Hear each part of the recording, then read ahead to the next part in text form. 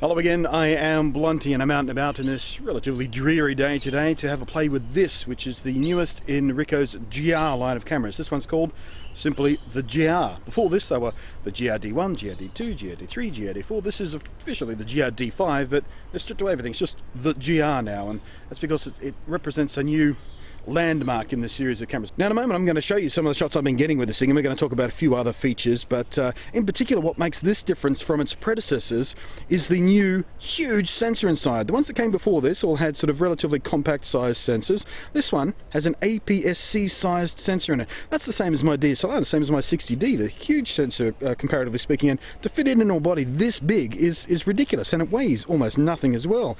It's got a new custom designed lens in there that's 18mm for f2.8. That's 28mm field of view in 35mm terms. A new 9-bladed iris, so all the bokeh should be lovely and smooth and round and everything. It even has a built-in ND filter, so you can use it wide open in more situations. The lens is 18.5mm. It's got a new processing engine along with it to accommodate that new big sensor and try to make the most out of the high amounts of detail resolving power, because I don't think I mentioned this, but the sensor in there doesn't have an anti-aliasing filter in it either, and that's something that's becoming more and more popular these days. It basically lets you get a lot more resolution out of that sensor. But the reason the GR series is so popular, and the GR users, you couldn't pry their GRs from their cold dead hands. They love them to bits, extremely passionate and enthusiastic about them.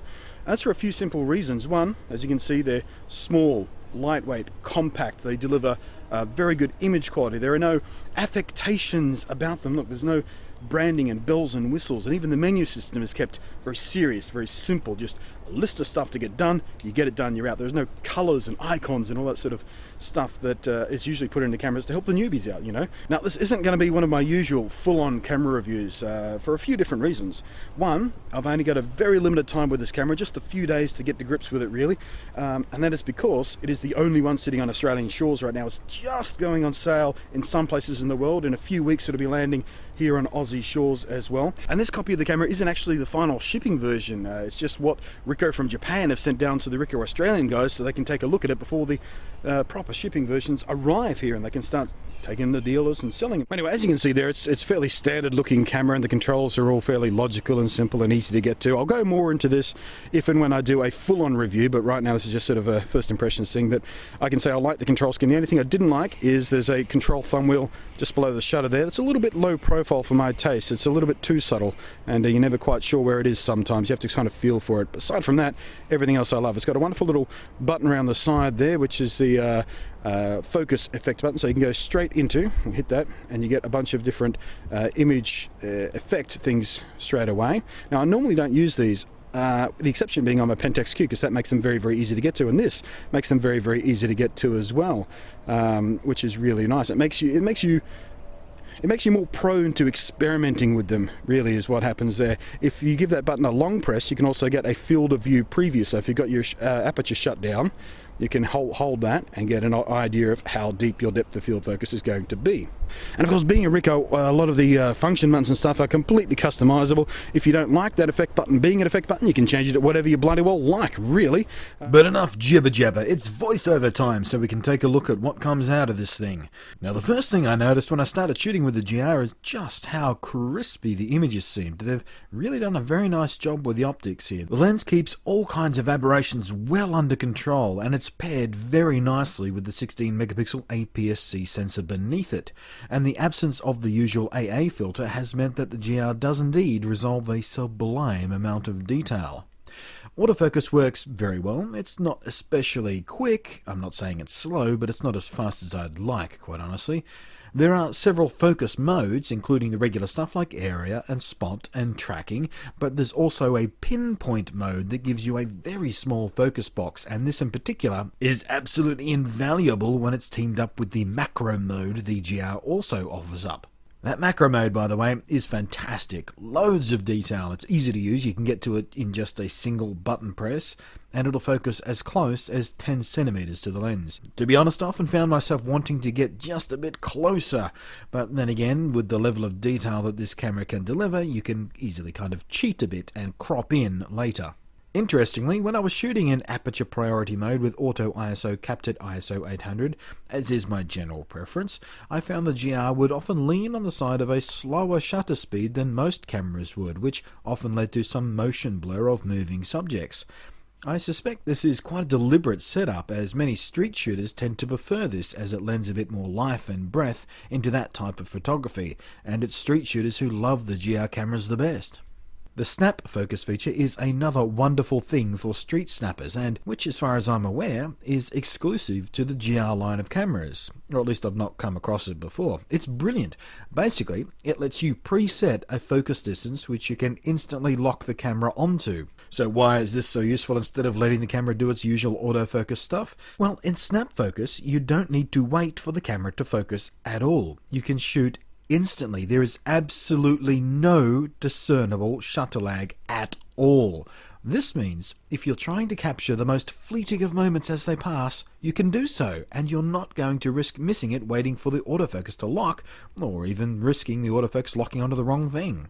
This also means you can use the camera extremely effectively with a hyperfocal shooting technique. If you're a bit fresh to photography and don't know what hyperfocal shooting is, have a Google for it. It's actually quite interesting and a very handy technique. The camera even gives you an on-screen icon that will show you exactly what the hyperfocal range is that you're dealing with, and you can watch it vary as you fiddle with your aperture. So what I usually did on the street was I'd set the snap focus distance to about 2.5 meters and throw the aperture into 4.5 or 5.6, and then turn off the rear display entirely and shoot with the optical viewfinder attachment for my framing. With this setup, everything from about 2 meters to infinity would be in perfect focus, so I could just snap away with zero shutter lag trying to capture the most fleeting of moments. It was a joy to use. Also new to the GR series is the TAV mode, inherited from the relatively newly acquired Pentax side of Ricoh's business. If you've never shot in a Pentax before, TAV mode is kind of like a fully manual mode except with automatic ISO adjustments, so you can take full control of your aperture and your shutter speed but let the camera adapt the ISO for the perfect exposure. You can even tell it what maximum ISO you're willing to accept.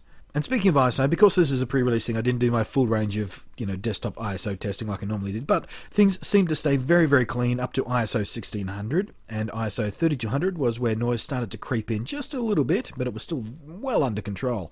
Above that is where things start getting a bit ragged, and you're jumping into boosted modes and stuff, which, not that great. The GR has a video mode, but it is extremely limited. It's pretty much just a point-and-shoot fully automatic mode. The results look fine, as you can see. They're lovely and crispy, and the colours look good and everything. The motion looks good. It shoots in full 1080p, and you even get a selection of useful frame rates, 25, 30, and even 24. But without at least semi-automatic control, it's just not that useful compared to what some other cameras can deliver on this side of the fence. On the bright side, this is something that could potentially be addressed in a firmware update, so it hasn't broken my heart on that score just yet. Fingers crossed. Now, the optical viewfinder I was using is an optional accessory, and the other optional gear I had to test out was the wide angle adapter, which will pull your field of view out to a very wide 21mm equivalent, and it works wonderfully. I'd recommend it. It didn't seem to add any issues with flare or chromatic aberrations or any of that kind of stuff you can often get with this kind of add-on lens. It's obviously a very carefully designed accessory. It worked wonderfully well.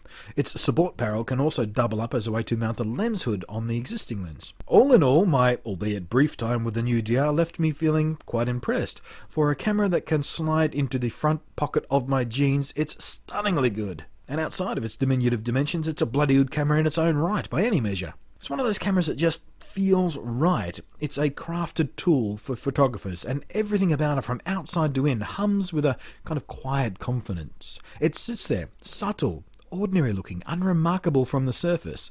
It's not trying to impress you or make a statement on behalf of its owner. It's not something you wear around your neck to let people know, I am a photographer. I take photography seriously. You can tell that by looking at my camera. Look at it.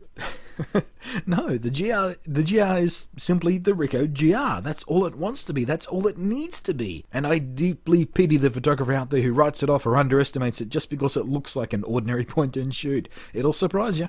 So, there you go. What else can I say about it at this point? It's an amazingly fantastic camera. It's so small, subtle, and just amazing image quality out of it. Its main competition out there is going to be the Nikon Coolpix A, which is also just about to hit the streets. That thing is very, very similar actually. It's probably got the same sensor in it, same Sony sensor, APS-C size, same focal length of the lens that sits on front, but the Nikon one is going to be more expensive.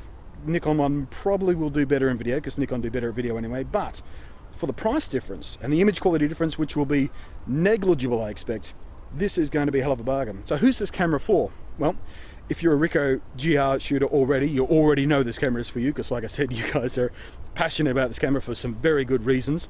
So all those guys will be upgrading, because this is undoubtedly going to be the absolute best Ricoh GR there has ever been. For everyone else, street shooters are going to love this. Look how subtle this thing is, and you can use it with the optical viewfinder, of course.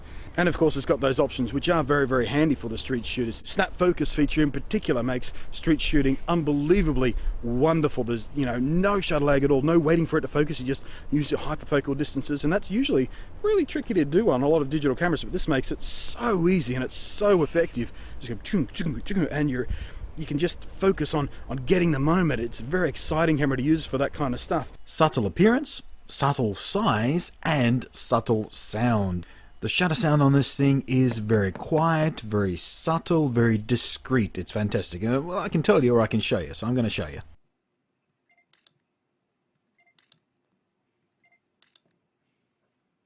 Outside of that, this will be an excellent secondary camera for those people who usually shoot on bigger gear, like Micro Four Thirds with enchanted reel lenses, or DSLR systems, of course.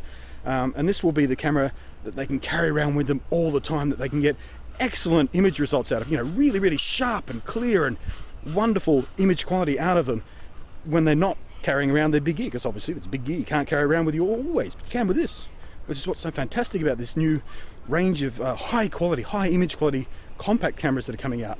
You know, the point shoot's almost dead. Camera phones are taking over that, so make room for the new unbelievably impressive point and shoot breed out there. And this is a vanguard of a very exciting period in photography, and truly superb camera in my point of view.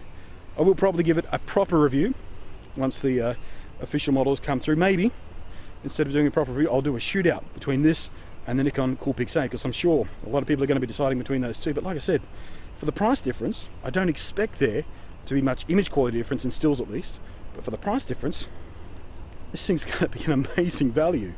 So that's it for now. Thanks for joining me. I am Blunty. I will catch you next time. Hope this has been useful to you out there who've been curious about this thing, because let's face it, Ricoh aren't the big name that Canon and Nikon are, but like I say with my Pentax reviews and the Sigma lenses and stuff I've been reviewing lately, don't underestimate the other brands these days. They're getting very aggressive about this stuff. Very, very aggressive. And they're kicking some teeth in out of the big guys, I can tell you that right now. Anyway, catch you next time.